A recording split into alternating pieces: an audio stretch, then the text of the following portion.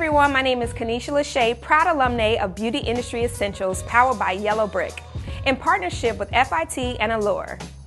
The Makeup Museum was established in 2020 here in New York City, and today we're going to go through the exhibition of the Pink Jungle. We created this red door to pay homage to Elizabeth Arden.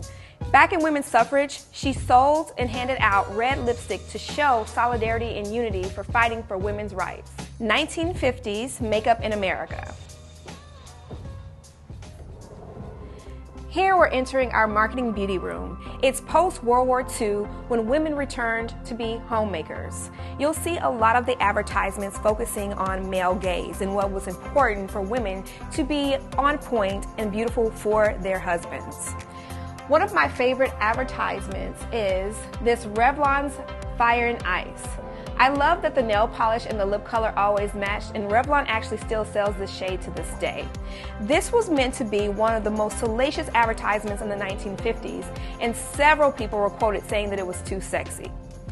All right, this is our Black beauty wall at a time where there was not any diversity at all, but you still had amazing magazines such as Ebony and Jet. You have here where the glamour look was all about the European style hair, clips, and wigs.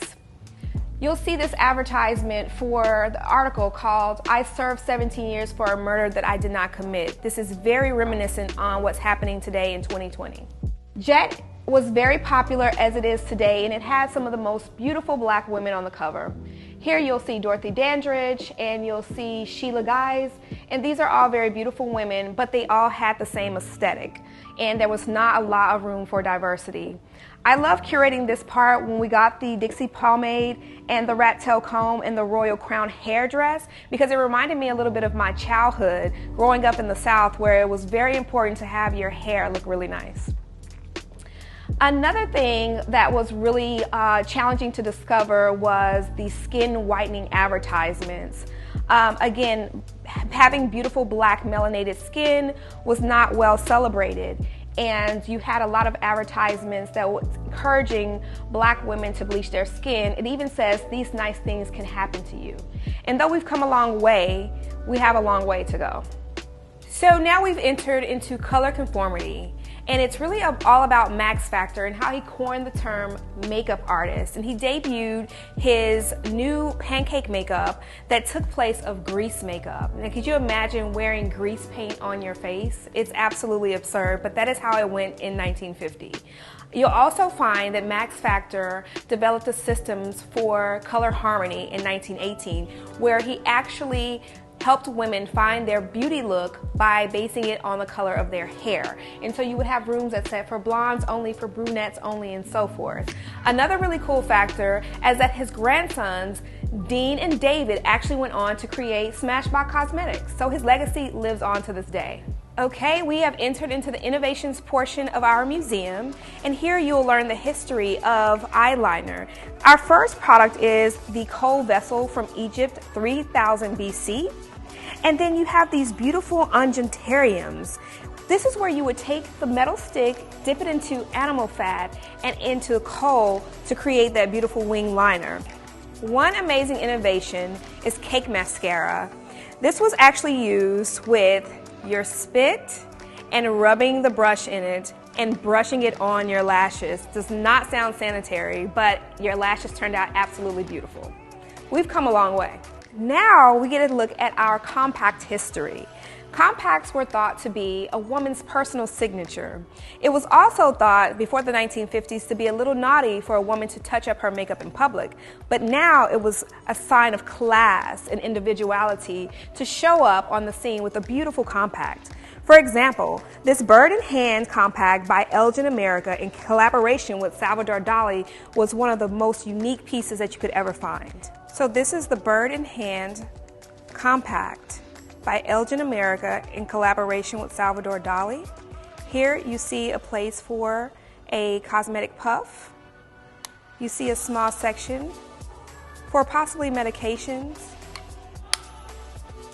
When you close the wings and hold the bird's head, you'll see that this is actually a lipstick holder. How incredible is that? This compact was made specifically for Dolly's wife, and it is a huge collector's item. All right, and so we have here Mae West Blue Compact. It's made with blue enamel in coral push pieces that was in possession of Mae West during her times as a high-end celebrity. In the 1950s, makeup could actually be very political. This is a U.S. Navy compact.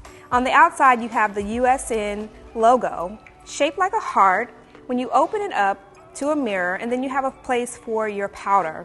This was actually given to wives and girlfriends of Navy officers that were serving our country. Now we're going to discover the history of lipstick. One of my favorite pieces is this assorted shade sample lipsticks from Avon. These were actually bullets, and after the war, the factories didn't know what to do with them. And so Avon said, you know what, we've got an idea, and that indeed they did. This is where the term lipstick bullet actually comes from. Now we have these lovely lipsticks from Revlon. These were Futuramas, and they were sustainable before their time. And so you could take these beautiful packages and refill your lipstick with your favorite shade. I think this is so brilliant, and I hope that this is where we're going in the future for beauty. You have the Helena Rubinstein sliding mechanism. This is actually the mechanism that was used before the roll-up lipstick bullet. So you just slide it out, and there's a little push-up valve that you just roll the lipstick up and apply it. This is so cute because it's shaped like actual lips. When it comes to packaging, newer brands pull inspiration from the 1950s because it was one of the most innovative times. Here you have the Rouge Hermes Poppy Lip Shine from the year 2020. And then you have the Coty 24-hour lipstick circa 1950. And the packaging is really similar. We can say that Hermes probably got inspiration from Coty. Now we're in the Erno Laszlo gallery because skincare is a very important part of makeup. Dr. Erno Laszlo was actually born in Hungary, but he made his mark on Hollywood by creating beauty regimens for your most beloved stars.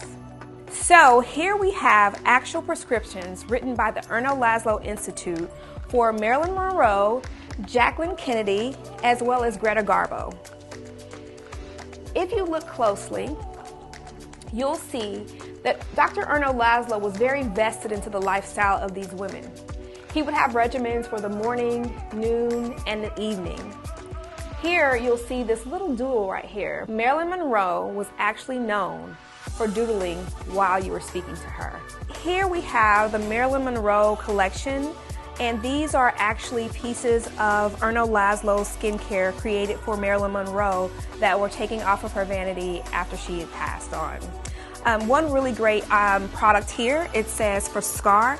This is when Marilyn Monroe had her appendix removed, and Dr. Erno Laszlo prescribed her this very product to maintain her scar, and it is absolutely fascinating. Okay, let's get into this 1950s look. In the 1950s, Barbie became iconic, right? And she was actually created by a lady named Ruth Handler, and Bud Westmore was actually the makeup artist who created the look for Barbie. Can you imagine someone telling you that they don't think that your idea will work? Thank goodness Ruth Handler did not listen. Barbie is now one of the most iconic toys on the market. I think everybody has owned a Barbie at one point in their life. It wasn't until 1959 that the first black Barbie was introduced, and since then, Barbie has been committed to diversity and inclusion. So when you think about the look in the 1950s, it's pretty standard for everyone. You had clear complexion, arched eyebrows, blue or green eyeshadow, and you also had a signature flick of eyeliner. It was absolutely one of the coined beauty looks of the century. Here we have the Time magazine, where beauty, the industry without a recession, was the cover story. In the 1950s is when beauty became a really big business and advertisers and investors started to pay close attention. Literally, makeup became the fabric of our lives. Whether you were a nurse or a socialite, whether you're living in Dallas or Los Angeles, makeup was a part of your daily regimen. I love this quote, "In little bottles, eternal hope," from Time magazine's June 16, 1958 magazine. Now, I bet a lot of you are curious about the people behind these iconic brands. Well, most of them were immigrants who came to America with a big dream in their heart. They wanted to leave a legacy, and that they did. Hazel Bishop was a New Yorker who worked as a chemist and created her own line that debuted at Lord & Taylor. What's interesting about Hazel Bishop is that she actually lost her brand due to a dispute. She didn't stop there. She actually returned to FIT to become a professor in 1978. Here we have two of the most ruthless women in business, and this is a very famous feud between Helena Rubinstein and Elizabeth Arden. Helena Rubinstein always argued that her product was higher quality than Elizabeth Arden. Well, Elizabeth Arden said that her packaging was more beautiful. You tell me who's right.